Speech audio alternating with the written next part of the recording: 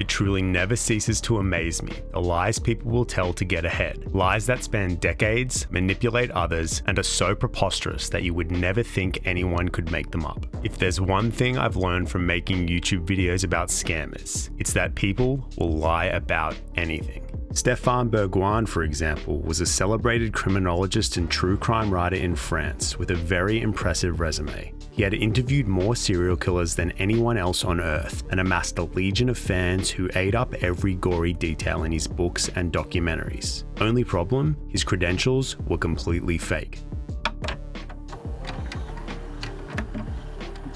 Stéphane Bourgoin was born on the 14th of March 1953 in Paris. He grew up in a wealthy household with live-in servants in an apartment that overlooked the Arc de Triomphe. His father was a decorated French war hero in both World Wars, who later became an internationally renowned engineer and high-ranking intelligence officer. His mother, originally from Germany, served as an interpreter and double agent for the French resistance during World War II. Young Stéphane didn't have any siblings, and his parents' turbulent relationship sent him seeking escapism at the cinema. He dropped out of high school and would spend entire days at the movie theater watching films back to back. He became obsessed with the United States and dreamed of making it big in Hollywood.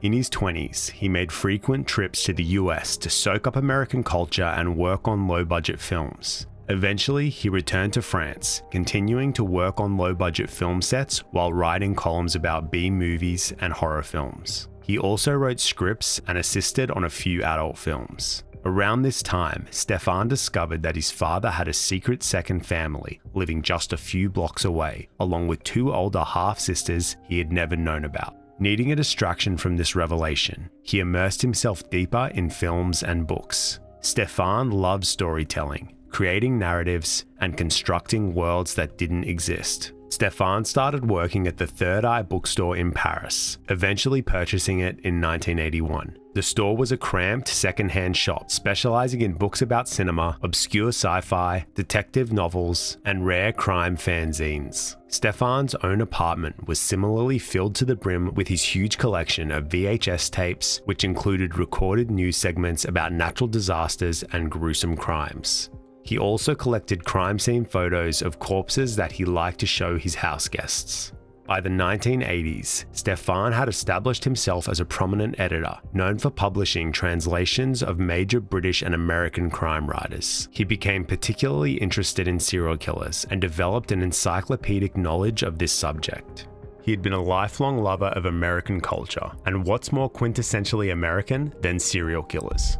In 1991, Stéphane was invited to join a small documentary crew working on a film about serial killers. Silence of the Lambs had just been released, serial killers had gone mainstream, and audiences wanted to learn more about these real-world villains. The crew's first stop was the FBI headquarters to interview renowned profiler John Douglas, the creator of the FBI's Behavioral Analysis Unit and author of Mindhunter, a book that later inspired one of the best shows to ever get prematurely cancelled by Netflix. Stéphane took the lead on the interviews as he was the most fluent in English, and he impressed John Douglas with his ability to recall minute details from decades-old cases.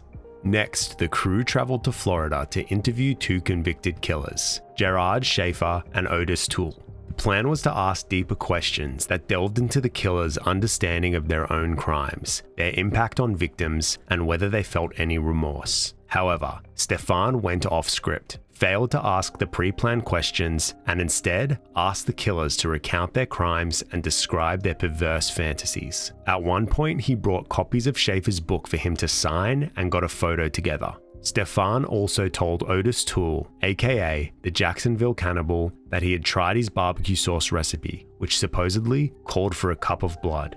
The crew then flew to California to interview convicted serial killer Ed Kemper, where Stéphane eagerly listened as Kemper spoke nonchalantly about the most heinous crimes imaginable. Stéphane's conduct during these interviews left the rest of the crew deeply uncomfortable. They saw him behave more like an overexcited fanboy meeting his idols than a professional documentarian. The film, an investigation into deviance, premiered on French public television in 1992. To make it suitable for broadcast, the goriest sections of the interviews had to be edited out. Stéphane seized the opportunity to capitalize on the public's growing fascination with serial killers and took the unedited tapes to launch his career as a serial killer expert. He began making TV appearances where he presented and commented on the raw footage, offering behind-the-scenes insights into his encounters with these violent criminals. Turned out there was quite an appetite for French-language true crime content, so Stéphane quickly began writing and publishing books. Within just a year of the film's initial TV broadcast, Stéphane had published books on Albert DeSalvo, the Boston Strangler, Jeffrey Dahmer, and Jack the Ripper, as well as a dense 1,000-page compendium of names, dates, and details of crimes simply titled Serial Killers. Stéphane's books were hits and established him as the go-to guy in France for anything to do with serial killers. Over the next 30 years or so, Stéphane wrote 70 more books, produced dozens of documentaries, and made countless TV appearances. His work became immensely popular because he didn't hold back. He gave the people what they wanted: the grisly, gory, stomach-churning details of the crimes and fantasies of the world's most notorious killers. Throughout his career, Stéphane interviewed a total of 77 serial killers, including David Berkowitz, aka the Son of Sam, hospital orderly Donald Harvey, and killer clown John Wayne Gacy. Stéphane bragged that no one else on the planet had met as many serial killers as he had. He seemed to have a special gift for getting them to open up to him, and even got a few of them to give confessions. Anytime a violent crime or murder made news headlines, he'd be invited to do TV or radio segments to share his insights. He once claimed to have appeared on 84 TV shows in a single month. On top of his media appearances, Stéphane traveled across France to attend talks, conferences, and book festivals. Fans would line up for hours at his book signings to meet the superstar of French true crime. Stéphane spent a year working with the FBI, training as an independent investigator. He later passed on his expertise at the French law enforcement training centers and created the country's first serial killer profiling unit. He was even invited to lecture at France's National School for Judges and Prosecutors. In his home, he had accumulated thousands of case files he used as source material for his books. His writing was often repetitive. He often wrote multiple books and essays on the same case, but his audience didn't seem to mind. In Who Killed the Black Dahlia, his second book about the unsolved murderer of American woman Elizabeth Short, he claimed to have identified the killer, though the FBI still lists the case as unsolved. It didn't matter if Stéphane's book didn't have much deep analysis or opinion. As long as the gruesome details were there, his fans ate it up. Another fun fact about Stéphane, he named one of his cats Bundy. So why did Stéphane dedicate his life to studying serial killers and writing about them? Around the start of the 2000s, he began sharing more about his personal life, revealing a tragic backstory that seemed to explain his obsession. He shared that the driving force behind his work was the murder of his wife, Eileen, at the hands of a serial killer. According to Stéphane, the two met in Los Angeles in the mid-1970s while he was working on film sets. In 1976, he returned to their LA apartment after an out-of-town trip and discovered Eileen's dismembered body. 2 years later, police told him that Eileen's killer had been caught and had confessed to several other murders. The term serial killer wasn't common back then, and there wasn't much information available about the subject. Stéphane explained that this lack of information compelled him to do his own research to better understand the man who killed his wife and others like him. This heartbreaking story garnered a lot of sympathy for Stéphane and made his obsession with serial killers not only understandable, but even admirable. It humanized him, presenting him as someone seeking answers to unimaginable trauma. By 2019, Stéphane Bourgoin had solidified his reputation as France's preeminent expert on serial killers. The true crime genre had always been popular, but it's really exploded in recent years thanks to several popular viral podcasts and documentary series. There were more true crime fans than ever on social media, discussing cases, debating theories, and even working together to solve real-world crimes. Stéphane's Facebook page had tens of thousands of followers, most of them young women. Stéphane once posted on Facebook that he had been given the remains of serial killer Gerard Schaefer. He wrote, "To each person who buys my book, I will offer a small bag containing a little piece of Schaefer. Fingernails, hair, ear, kneecap, skin, bones, etc." He also added that his female fans would be given priority. With more eyes on his work than ever, Stéphane began to face some scrutiny, and internet sleuths started noticing some discrepancies across his work. Details, dates, or locations in a certain case would be different. What started as quiet whispers of suspicion soon grew loud, and about 30 former fans formed an offshoot Facebook group called the Fourth Eye Corporation, a reference to the bookshop Stéphane used to own. The group, who were strangers from around the world, most of them anonymous, began to coordinate a joint investigation into Stéphane. They pored over his books and articles, analysed his TV appearances, and reached out to his former colleagues. They even contacted some of the serial killers he claimed to have interviewed. And what they uncovered was lies upon lies. Yeah, nearly everything I've told you about Stéphane's career so far hasn't been true. So, sorry about that. Stéphane often bragged about personally interviewing 77 serial killers, describing in detail the killer's mannerisms and his techniques for manipulating the world's greatest and most dangerous manipulators. But sometimes the details from Stéphane's stories didn't match up. For example, sometimes Stéphane said he had interviewed Edmund Kemper only briefly, while other times he claimed to have spent hundreds of hours with him. The number, 77 serial killers, was also suspiciously high. John Douglas, the FBI profiling pioneer, himself had only interviewed 36. Fourth Eye could only dig up video evidence of Stéphane interviewing 8 serial killers, so they wrote to prisons and the alleged killers themselves. Stéphane had claimed that David Berkowitz, the son of Sam, had confessed to him that he'd made up his demonic dog story to make himself appear insane. But Berkowitz, through an intermediary, denied ever meeting Stéphane. In fact, the majority of killers Stéphane claimed to have interviewed said they had no idea who he was. Stéphane's anecdote about meeting Charles Manson in the early 80s, where the short-statured cult leader perched on the back of his chair to assert dominance, that was lifted straight out of John Douglas's memoir Mindhunter. When the Fourth Eye wrote to John Douglas, he responded, quote, "Stéphane Bourgoin is delusional and an imposter." Fourth Eye's investigation found that Stéphane's early books were heavily plagiarized and contained direct translations of English-language crime books that hadn't been published in French. Stéphane also appropriated real detectives' and profilers' experiences, inserting himself into their stories as if he were the one who lived them. In 1999, Stéphane traveled to South Africa to film a documentary with renowned profiler Mickey Pistorius. During the shoot, Mickey gave Stéphane a copy of the manuscript for her unpublished memoir, hoping he could give her some advice as this was her first book. Later, after production on the film was done, Stéphane told Mickey that he had written a book about their time shooting together in South Africa. Mickey didn't speak or read French and trusted that Stéphane was telling the truth. However, Fourth Eye Corporation discovered that not only did Stéphane's book contain pages and pages directly copied out of her book, he also replaced her with himself in several stories, including claiming to have obtained the confession of killer Stuart Wilkin. Nearly everything about Stéphane was a lie. He never trained with the FBI. The credentials he once posted on social media were nothing more than a visitor's badge and an FBI t-shirt from a gift shop. He certainly never possessed the remains of Gerard Schaefer. Fourth Eye confirmed that the killer's ashes were with his family in the United States. There were also the other random lies that had nothing to do with furthering his career. In one Facebook post, Stéphane claimed to have once lived next door to American author Stephen King. He also once said he played professional soccer for 7 years with the Red Star Football Club. This was debunked by the club. Surprisingly, the stories of his parents being war heroes turned out to be 100% true and was verified by American journalist Lauren Collins and National Geographic. Then there was Eileen, Stéphane's wife, who was supposedly murdered by a serial killer and the driving force behind his entire career.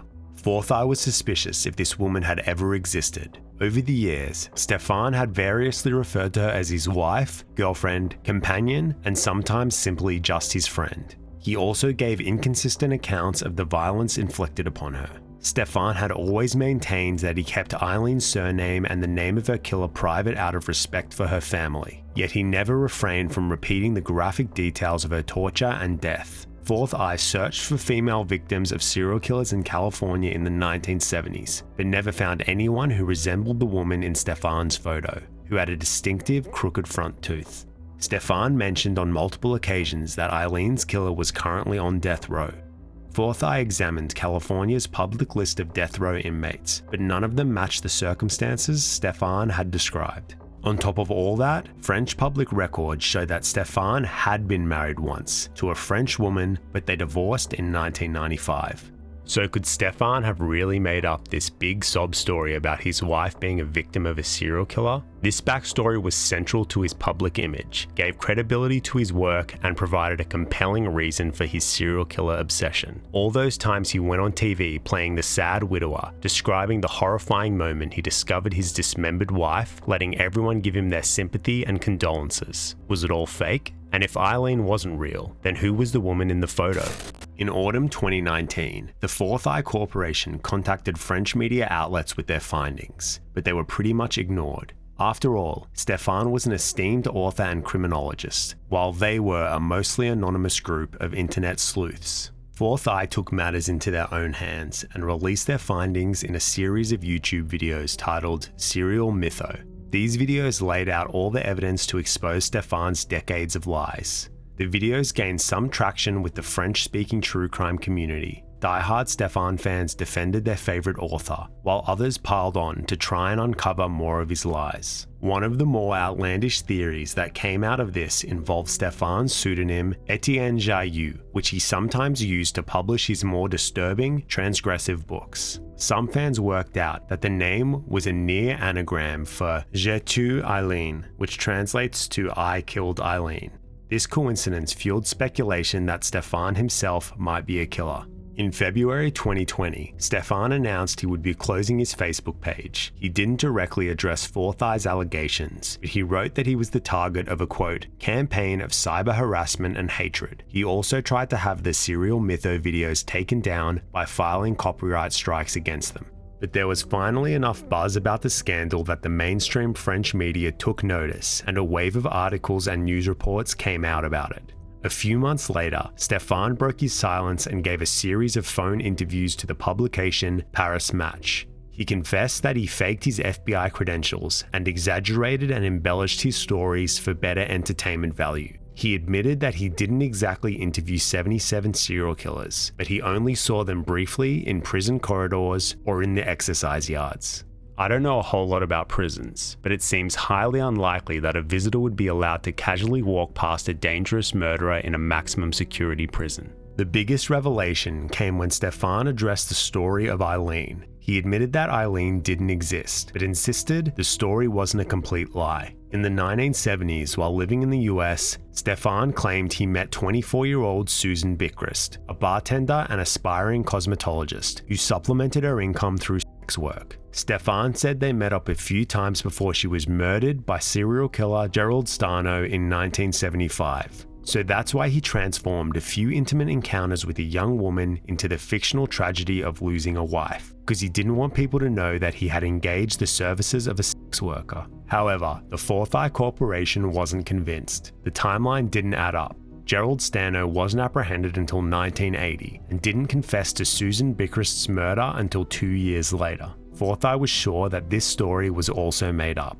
and that Stéphane had dragged a real victim into his web of lies. As for the woman in the infamous photo, it wasn't Susan Bickrist, and Stéphane claimed he couldn't remember who she was. The final episode of the 2024 National Geographic docuseries, Killer Lies, featured a sit-down interview with the man himself. Stéphane finally came clean.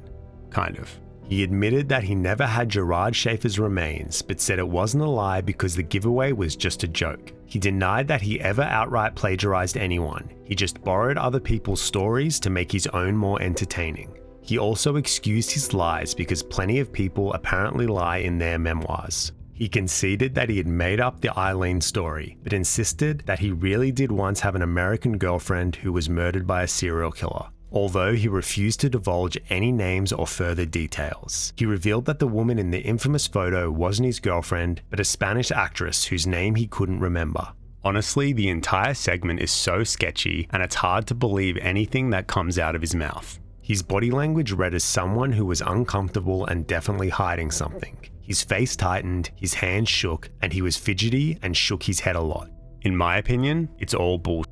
And he's just a guy who is morbidly obsessed with serial killers for no deeper reason.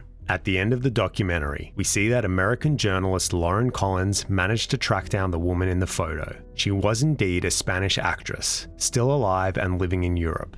Her lawyer confirmed her identity to the documentary's production, but requested that her name not be publicized. Thanks so much for watching this video. And yes, I absolutely do see the irony in all this. Stéphane's story obviously raises a lot of ethical questions about capitalizing off the pain and suffering of others. Yet here I am making a YouTube video about him since scammer stories are popular right now. That being said, there is more to come, so I'll see you in the next one.